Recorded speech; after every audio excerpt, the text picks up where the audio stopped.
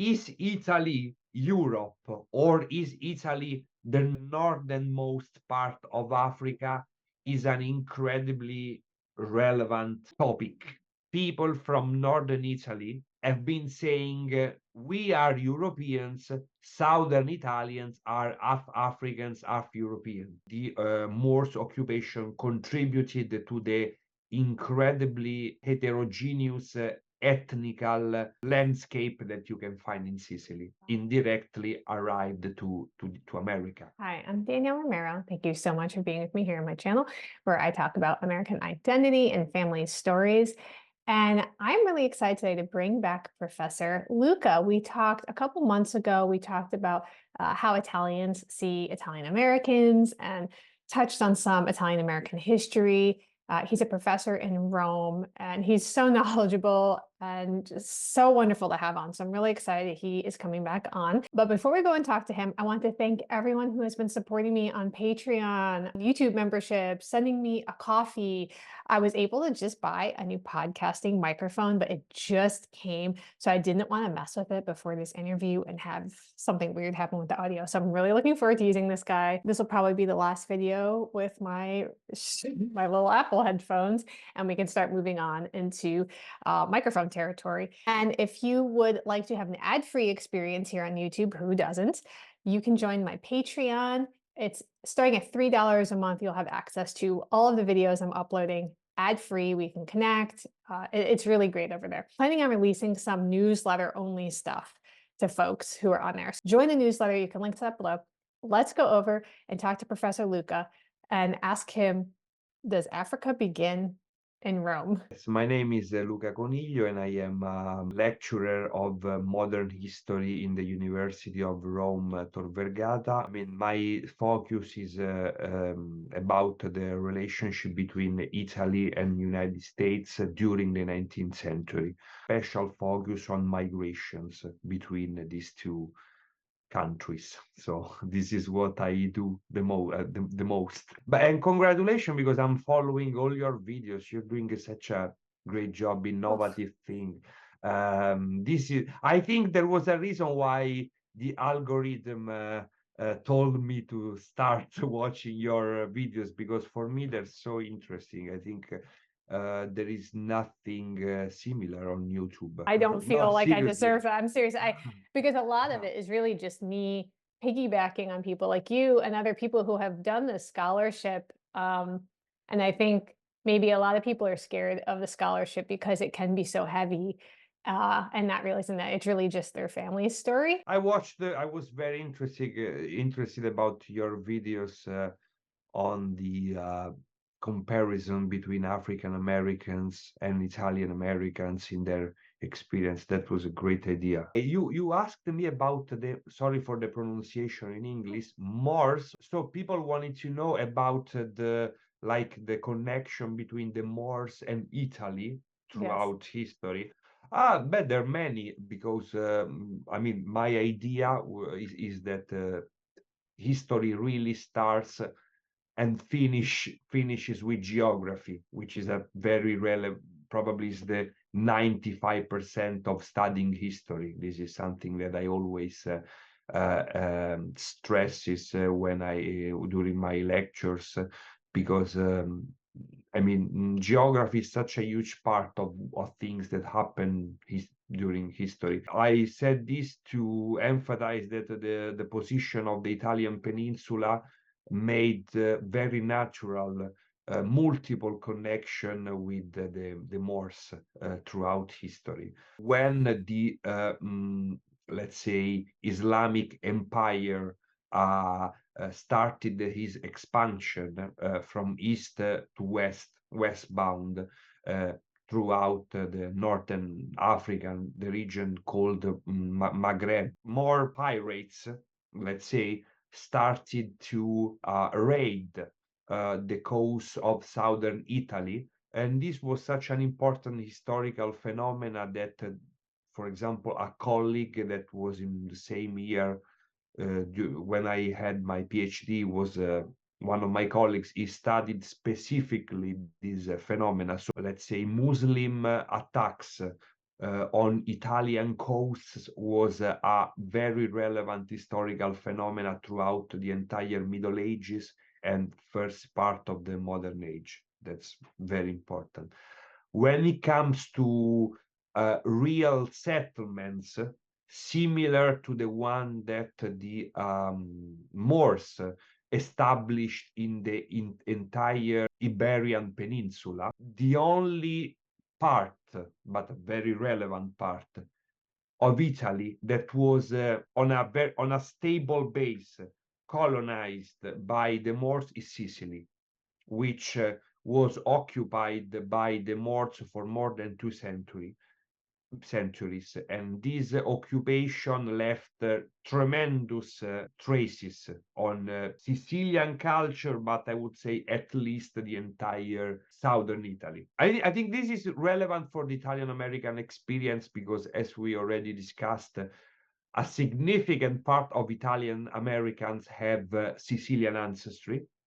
Sorry for the pronunciation. I don't know No, if that's you tell me how to pronounce it. Okay. I don't Okay. Sicily was culturally, linguistically, and I might say ethnically tremendously influenced by the Islamic occupation during the Middle Age. So that was a very important part of history of Sicily. There are still many dishes of the Sicilian cuisine, many last names that you also can find in Italian, in Sicilian Americans. Words, of course, in Sicily they speak Italian, but there are some words in the Sicilian dialect which traces back to the Arabian occupation. The Moors occupation contributed to the incredibly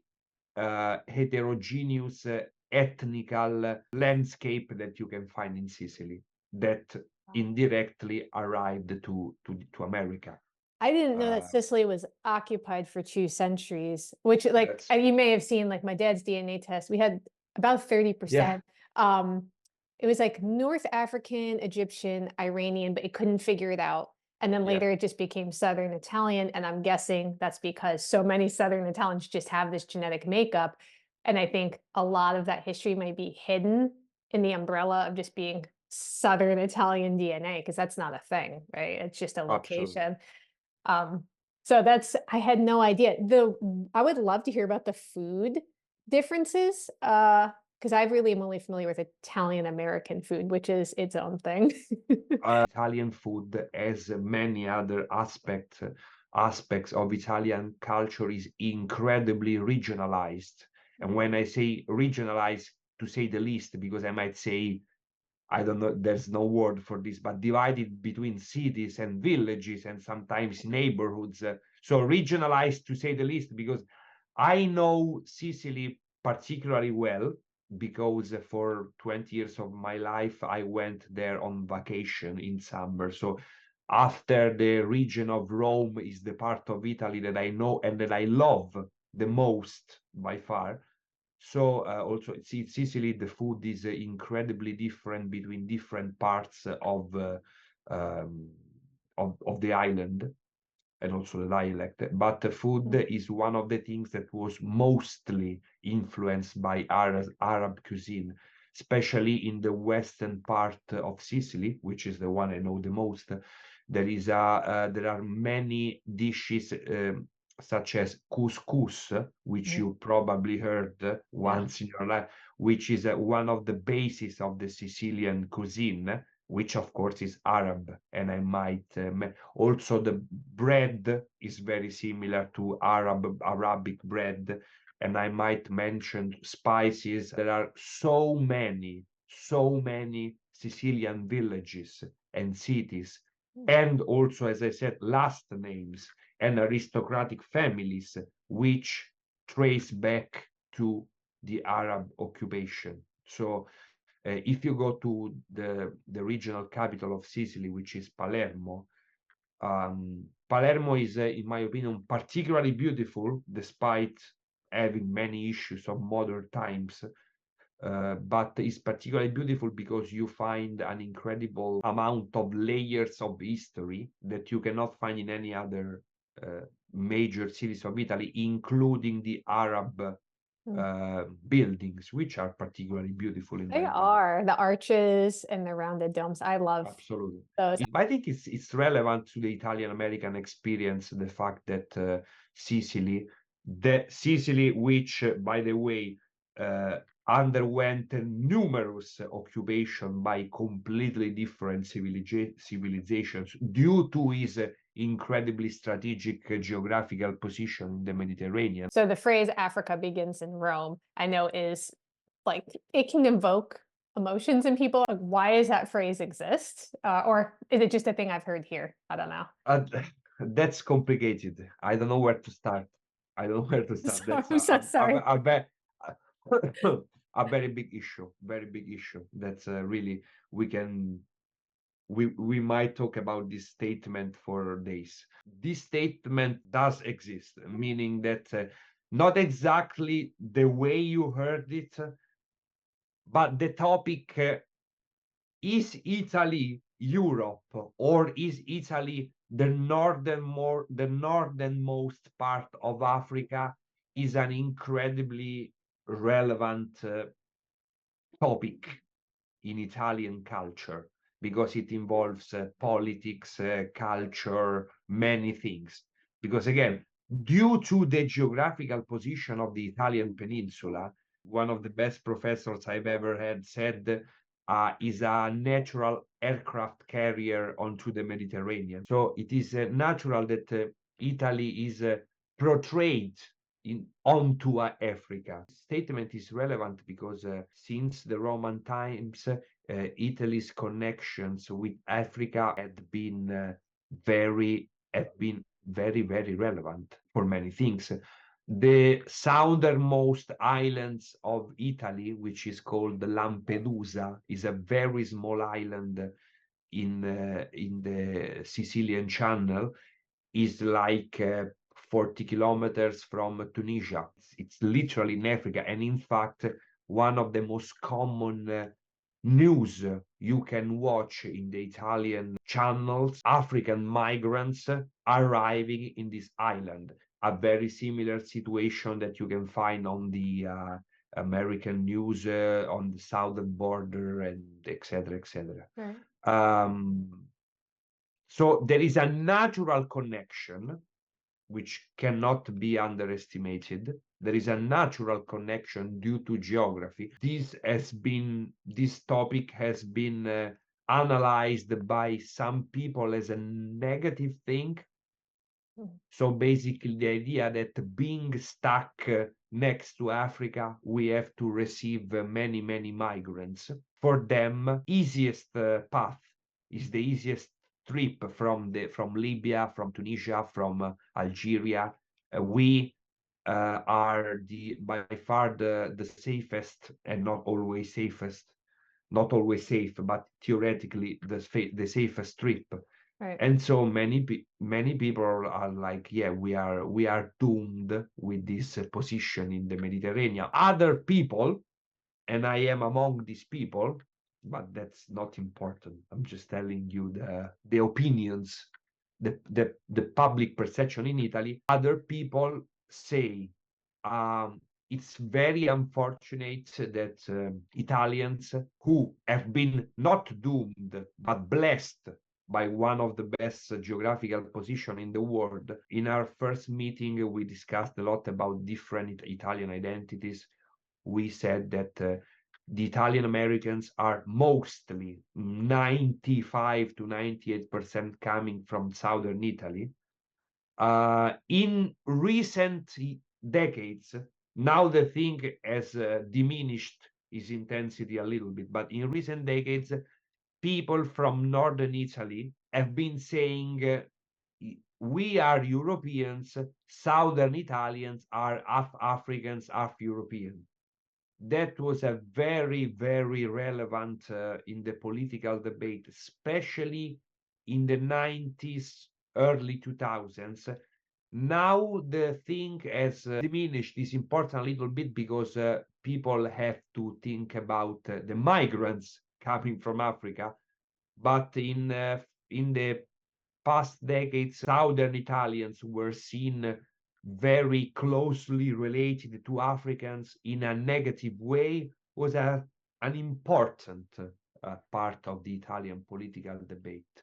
No, it's very recent. You're saying the 2000s. 'Cause Absolutely. again, like we both love history. Not everybody cares about history, or they think, why are you looking backward? You know, I will keep looking backward. I love it. But Yeah. 2000s, I don't think we can say is even really history. You know, Yeah, I yeah. was I I was was a a teenager. full-fledged person. Right? Exactly. Yeah. Yeah, we were teenagers. And yeah, so that's very interesting. I try to make the thumbnail before the video to help me like get focused, and you are hitting on it. And it's just really the focus on the geography and how that influences so much um, in a big way. But what if we like came down to even the smaller, maybe family? I was looking at articles, I'm sure you know, where for like €1 or €2 starting, you can get a house in Sicily to reinvigorate, to take homes that some that I looked at were so old that the first floor had like troughs for feeding animals. Like that's, I mean, Middle Ages. Um, I'm really struggling with not trying to buy one.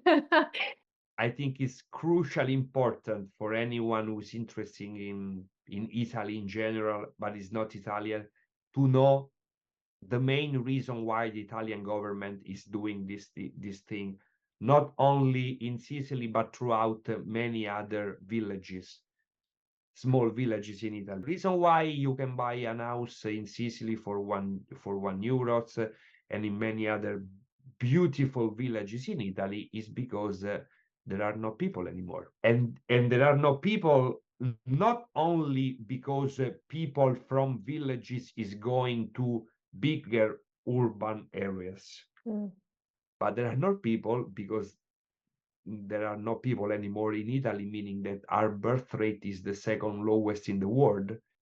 Italian birth rates are so low that the situation is getting really, really, really, really scary.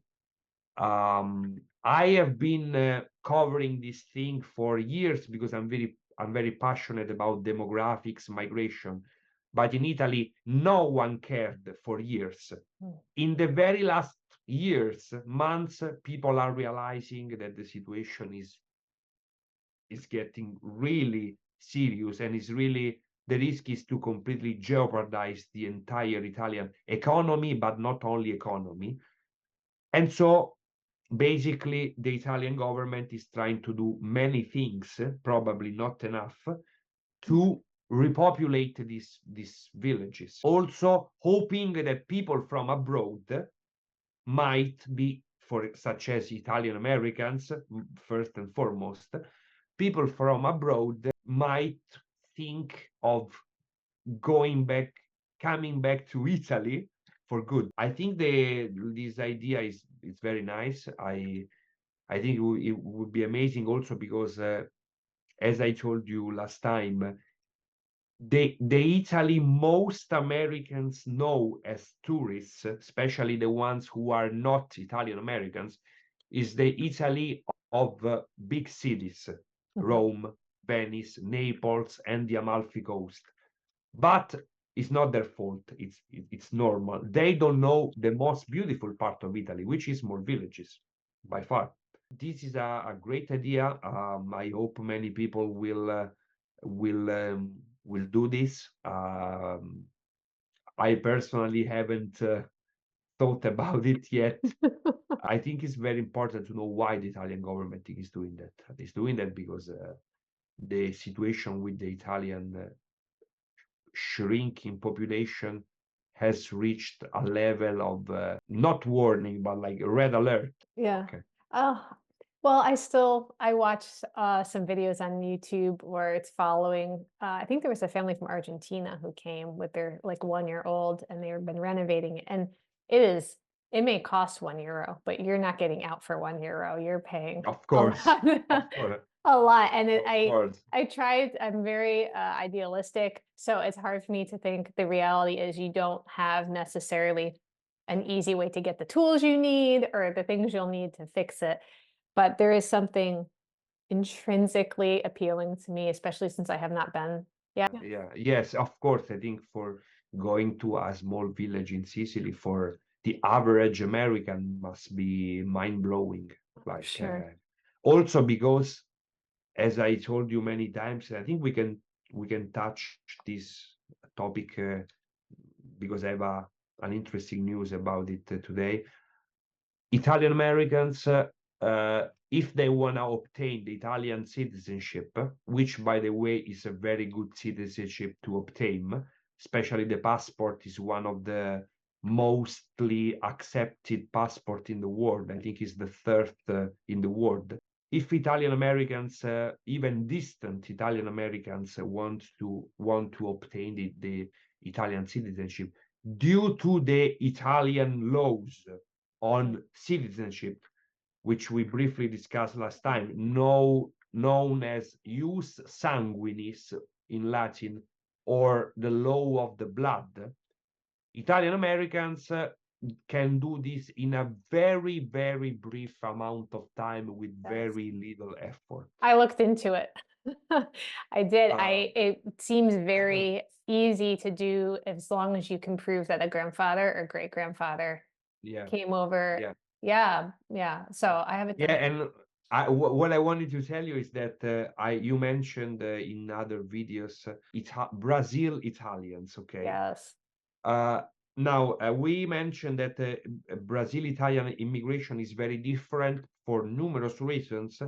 First and foremost, the fact that 90% of Italians of Brazilians with Italian heritage are from northern Italy, especially northeastern Italy, including the former president Bolsonaro, Right. whose village of origin wanted to give him the a statue or something. There are so many Brazilians who are asking for the Italian citizenship in their respective small villages in Veneto region that the local town halls are overwhelmed by all these requests of citizenship. They don't know how to cope with the staggering number of Wow. Venetian Brazilian. This is a recent news in Italian. There are so many in the Veneto region that want to obtain the Italian citizenship because it's easy and it's a very good citizenship to have for numerous reasons. These are small villages Right. because people who went to Brazil from Veneto were people from the countryside, not people from big Venetian cities like Padua, Venice, Verona, or others. So these towns are very small, and maybe they have 1,000 requests for Italian citizenship, and so it's very difficult because for them it is so easy to obtain Italian citizenship that, and I understand them, they want to try. And some of these people, they have their great grandfathers. They have zero connections with Italy. They have never been here. They don't speak a word of Italian or Venetian because that is another topic. But Italian law says that, as I told you last time, if you are born here in Italy but your parents are, I don't know, from Tunisia or from Libya, it's incredibly difficult to obtain your citizenship. If you are born here, you won't see the citizenship until you are 18 years old, and it is not even automatic. It's very difficult. If you are born in Sao Paulo do Brasil, from a very distant Italian heritage, it's the blink of an eye, basically, to obtain citizenship. Uh, do I think is right? No, Mm. no, in my humble opinion. But that's the law. And it's very similar in another country which had a very similar history of compared to Italy in the 19th century, which is Germany. Mhm. Very late unification, very an incredibly an incredibly high amount of people emigrated throughout the 19th century, both in South and North America. I always want to emphasize that in the United States, the first claimed ethnicity is German. And so they have a very similar law when it comes to obtaining citizenship. There was a story, I don't think I'm gonna get his name right. I think it was a football player from Italy. I think his last name was eventually it was like Balotelli, but his parents were he was born in Palermo, but his parents were from Ghana, and then he got adopted, and he was not allowed to become Italian citizen until he was 18. And I was very stunned. So I'm like, well, he was born there, but he was He the wrong only speaks ethnicity, Italian. and he only speaks Italian. Such an interesting, sad story because I know that I could apply and I don't know how long it would take, but it wouldn't be very difficult. I really don't have any right to do that. I would still like to, but I don't have more right than he does. I think it might be very interesting for your viewers to know in Italy now, this debate about the Italian citizenship and the rules of Italian citizenship is probably one of the most important debates, because on one side, we have people who say, thank God we have this citizenship that, let's say, protects us from too much migration. Because what happens? It happens that these people, because we have thousands of people every day arriving from African countries, and so many people, and I have some of these people in my family are like, oh yeah, that's very good, because so we don't have to worry. But there are other people, including me, and a growing number of people who, in a very non-ideological way and not political way, because I think I'm very pragmatic about these topics, are like, first, it's not fair for the reasons that you discussed about saying I do not deserve, let's say, the Italian citizenship just because my great-grandfather was Italian. Right. But secondly, and most importantly, the reason why I think this law is slowly killing Italy is that when you have such low birth rates, your gold is not money, is people. This is why United States, despite having a not very high birth rate, higher than Italian, but way below the replacement rate. Also, United States are below. But the reason why United States so far have not encountered any population shrink. Yes. No, yeah, you got uh, yeah. Population shrink, and on the other side, they're still in a pretty good spot, is because they attract people not only because of the economical opportunities, but because of the use solely, or the law of the soil. The fact that if you are born here, no matter when your parent here, mean in the United States, no matter where your parents are from, people obtain the citizenship, and this is incredibly attractive. In Italy, we have this paradox that we lose population at a rate that is killing us, literally will kill our services, our economy, our military, everything. But we refuse to integrate people from other countries who might be interesting to enter in Italy, which I think is a complete nonsense, but not from a political point of view. I'm not talking about left, right. That would, this is also the way I teach this topic in university, because I want a non-ideological approach. I want a pragmatic approach. The Italian law on migration and citizenship is totally anachronistic, totally out of time, out of the world we're living now, and it's seriously harming our country. It's upsetting too because from what I'm hearing from earlier in our conversation, a lot of Italy was not it was not a homogenous ethnicity to begin with. And I think that is what a lot of people maybe get caught up in and say, like, this idea of like, I want to keep Italy for Italians. It's like, well, are you talking about like my family who had a high Arab and high African because they were Italian? That's where they were until they came to America. And so maybe it's even like this false, there's a false argument set up that You know what you're saying is exactly what I say to people who object my idea. They're like, but we don't want like because there is the political party ruling now in Italy, which is in the far right part of the political spectrum, who basically says we do not have the ethnical substitution, they call, okay? So the idea that we might become like other European countries which are objectively struggling with the immigration, or that is a fact. Right. But my idea is that the Italian ethnicity has never existed, as you said, never. The Italian culture had, Right. despite Italy not being a country for centuries, an idea of the Italian culture had existed previously, but the Italian ethnicity never did. In fact, and here we come back to your topic of the fascism and the Italian colonization of Africa, and then the Italian vision on Italian African Americans.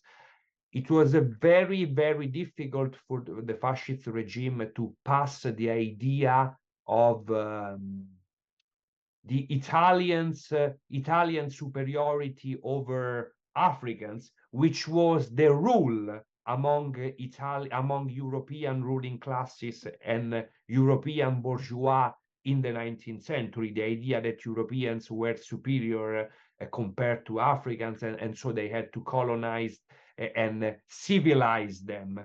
In Italy, this thing was very difficult because Italy never had a ethnical nationalism. Italian nationalism, even when Italy was unified in late 19th century, had to use other weapons to make Italians feel Italian, because we never had an ethnical homogeneity, differently from the Germans, the Hungarians, and many other people in Northern Europe, which used this weapon. But because we were the center of the classical civilization, and because of our geographical position in the Mediterranean, we underwent so many migration of so many different culture from Northern Europe to Middle East to Africa, that Italian culture, Italian ethnicity never was a thing. And despite having many problems, these tests about ethnicity that now are very popular, I was given one recently, and my blood was all across the former territory of the Roman Empire, Northern Africa, Middle East, Italy, Sardinia, like, but many other Italians have the same. So the Italian ethnicity never existed. We are in general people from Southern Europe, so on average we are darker than a British or a German, with difference between the Northern Italy, in which they're in general lighter, and Southern Italy, in which they are in general darker, but there are thousands of exceptions to this. And to conclude, we mentioned Sicily. In Sicily, there are villages in which people, if they took the test, they would see that their blood is 90% from Scandinavia, because when the Normans after the next wave on migration in Sicily after the Arabs was the Normans from northern France and Scandinavia, and they ruled Sicily for 400 years. There are villages in Sicily in which you see people who look like Norwegians and talk Sicilian. They're clearly Normans. You look at them, They are tan because they're in Sicily, but they are from Scandinavia. Wow. You might be in Minnesota and you will not notice the difference. Wow. Speaking Wow. about Scandinavians, okay, this is just to say that the Italian ethnicity Mm. never was a thing, and the attempts that some people are doing to claim an Italian ethnicity in recent days, it's working, but it's false.